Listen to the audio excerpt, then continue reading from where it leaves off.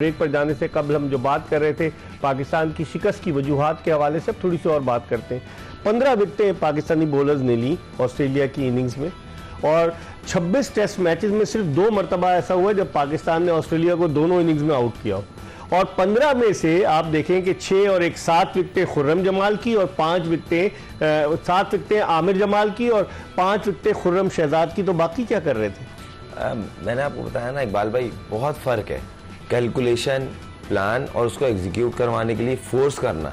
देखें, एक बंदे का इंडिविजुअल प्लान होता है, मैं बैट्समैन हूँ, मेरे अपना एक इंडिविजुअल होता है, एक होता है टीम प्लान जो आपको मिलता है, आपको वो करना है। अगर एक्सपीरियंस प्लेयर जो रेगुलर प्लेयर है वो नहीं करेगा, मिसाल है शाहीन। अब शाहीन को ये पता होना चाहिए, शाहीन नो डाउट बहुत अच्छा बॉलर है, टॉप का पाकिस्तान का सबसे, मैं बोल रहा हूं दुनिया का टॉप का बॉलर है।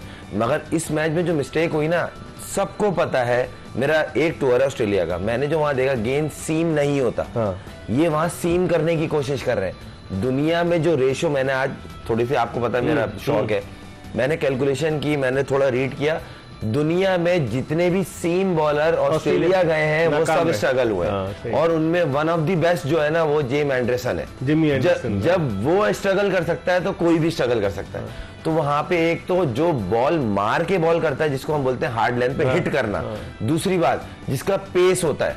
आमिर जमाल जो पहले में थोड़ा सक्सेस उसको मिली दूसरे में पेस की वजह से और अनप्रिडिक्टेबल बाउंसर्स उसने की, अगली इनिंग में उस पर प्लान किया हुआ था उन्होंने। आपने देखा होगा अगली इनिंग में उसकी बाउंसर्स इतनी इफेक्टिव नहीं रही। पहले मैच में को भी आउट किया और डेविड वार्नर को भी आउट किया।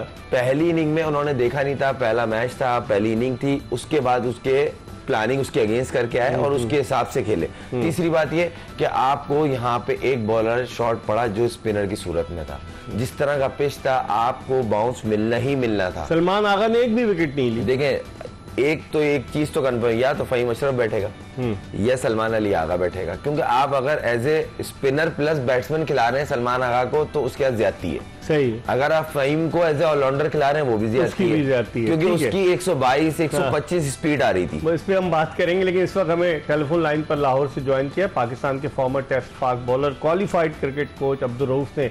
अब्दुल रऊफ, क्या कहेंगे पाकिस्तान की बॉलिंग के हवाले से, क्योंकि आप फास्ट बॉलर रहे हैं? इकबाल भाई, ये तो देखें ना, शुरू से सिलेक्शन ही गलत है ना आपकी। बगैर आप स्पिनर के पाकिस्तान को मैच खिला रहे हैं ऑस्ट्रेलिया में। आप देखें कि जो पहली इनिंग थी उसमें नेथन लायन ने 3 आउट किए और एक ट्रेवर साइड में, यानी कि स्पिनर ने 4 आउट किए पहली इनिंग में।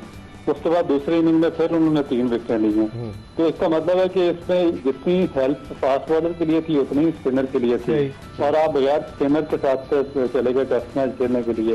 उसके बाद जो सेकंड जो आपने बॉलिंग खिलाई है, बॉलिंग लाइन, उसमें 2 मीडियम पेसर खिलाए हैं और उनकी जो औसत है टेस्ट क्रिकेट में वो 40 से 45 के दरमियान में है विकेट टेकिंग की एवरेज है उनकी। तो क्या आप इस बॉलिंग के साथ एक्सपेक्ट करते हैं कि आप ऑस्ट्रेलिया में और इसकी स्ट्रॉन्ग टीम ऑस्ट्रेलिया की उसको हराने में या इवन कम्पीट करने में भी कामयाब हो? आपने कम्पीट की बात की, आपके डायरेक्टर तो कह रहे थे कि हम यहाँ कम्पीट करने नहीं आए, ऑस्ट्रेलिया को हराने आए, क्या हुआ?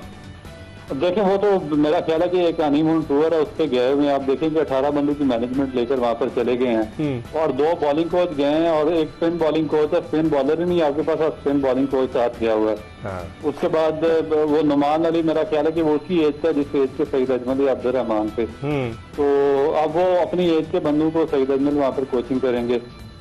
टीम डायरेक्टर की आपने बात की है, तो वो ऑस्ट्रेलिया में कभी टेस्ट मैच खेले ही नहीं है। अच्छा। तो उनकी जो मेरा ख्याल है कि अवे एवरेज है, वो जो टेस्ट मैच खेले साउथ अफ्रीका, इंग्लैंड में, न्यूजीलैंड में और वेस्ट इंडीज में, वो भी टोटल अगर मिला के उनकी एवरेज देखी जाए तो 22-23 की एवरेज बनती है। फिर प्रोफेसर क्यों कहलाते हैं वो? प्रोफेसर यहाँ पे असल में वही है ना कि जो अगर आपने मैट्रिक ना की हो तो आपको जो प्रोफेसर ही। लेकिन अब तो उनकी प्रमोशन हो गई, अब्दुल रऊफ प्रिंसिपल बन गए प्रोफेसर से वो। इस क्रिकेट बोर्ड में किसी की भी तो है ना, वो क्या कहते हैं, प्रमोशन हो सकती है। अच्छा, चले आखिरी सवाल, वक्त कम है, आपको इंशाल्लाह ताला आपके साथ स्काइप पे करूंगा प्रोग्राम, लेकिन ये बताइए कि चेंजेस देखते हैं मेलबर्न टेस्ट के लिए आप?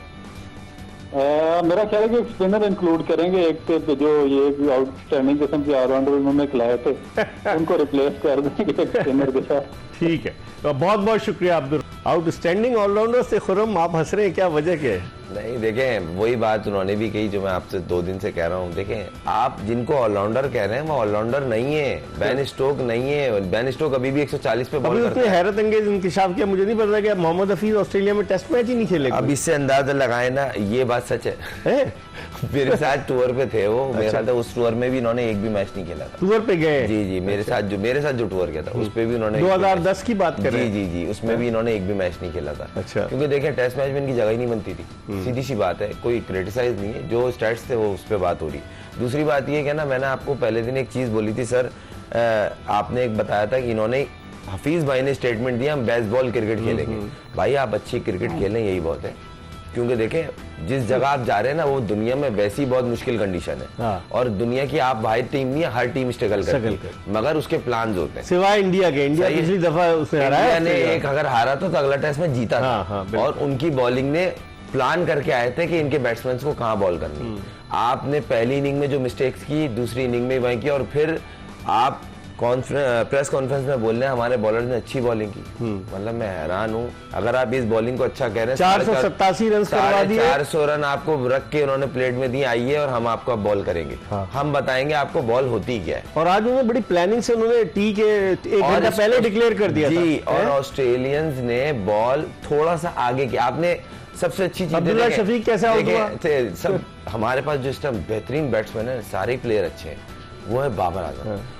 उसके अगेंस्ट जो प्लान करके आए थे ना, उसकी स्टैट्स दिखा रहे थे मिचेल मार्श के, उसने एक जगह 4th स्टंप से इनकमिंग बॉल पे उसको इंगेज किया हुआ था, और कंसिस्टेंट इंगेज किया हुआ था। जब वहीं से बॉल सीधा रहा है ना, तो उसको लगा आउट स्विंग हुआ है। तो ये कंसिस्टेंसी पाकिस्तान प्लानिंग थी ना उनकी। एक प्लान दिया हुआ था कि इस वर्ल्ड नंबर 1 बैट्समैन को या कैसे आउट करना है, इनकी बैकबोन को किस तरह तोड़ना है। तो उसका काउंटर उस टाइम अगर होता, या वो एक स्पेल निकल जाता बाबर का, तो शायद बेहतर होता। मगर वही वाली बात है ना कि आप प्लान दे के भेजें अपने बॉलर्स को कि ये लेंथ पीछे है, बॉडी से अवे है, विद इन स्टंप थोड़ी सी आगे बॉल मार के होगी।